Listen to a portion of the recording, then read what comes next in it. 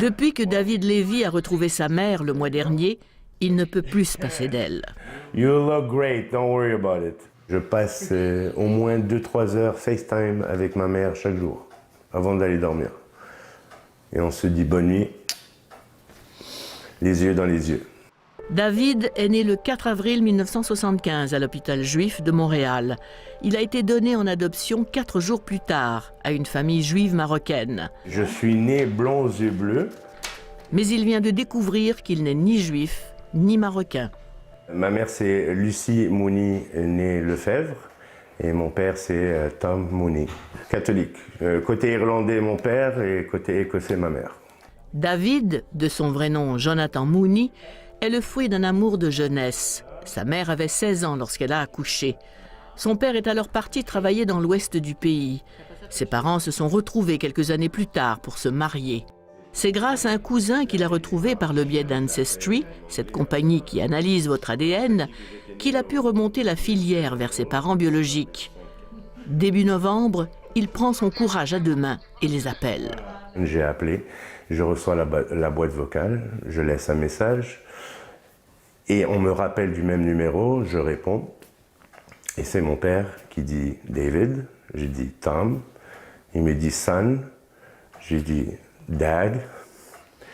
Et c'est là où la fontaine éclate. Le lendemain, il part à leur rencontre. Le premier à m'accueillir, c'était mon père dehors, la maison, il m'attendait. Une accolade vraiment, je ne peux pas le décrire. Mon cœur, il battait, on dirait que ça sortait de la cage thoracique. Et bien sûr, ma mère, j'ai couru dans ses bras. Pendant 25 ans, je n'ai pas pu sortir le mot « maman » de ma bouche.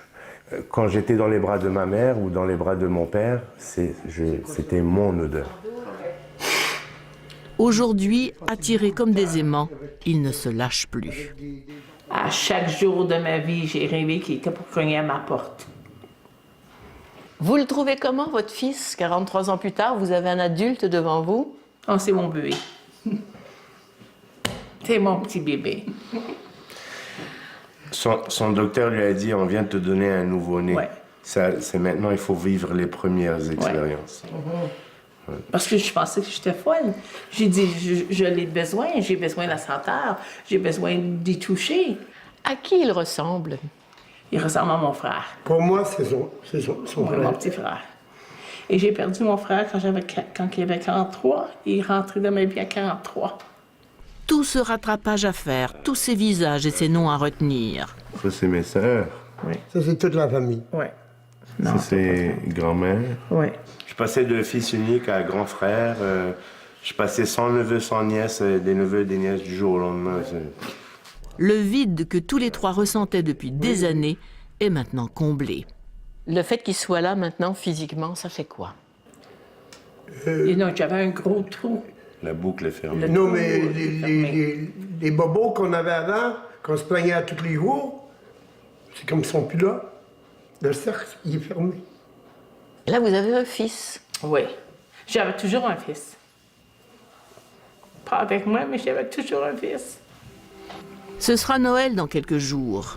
Un Noël qui s'annonce très spécial dans la famille Mooney. Vous vous rendez compte du cadeau de Noël que vous avez? Pardon? C'est le loto. C'est un beau cadeau de Noël que vous avez. Le loto. Moi, je l'ai dit l'autre jour, je suis l'homme le plus chanceux au monde. Pour moi, il n'y a personne de plus chanceux.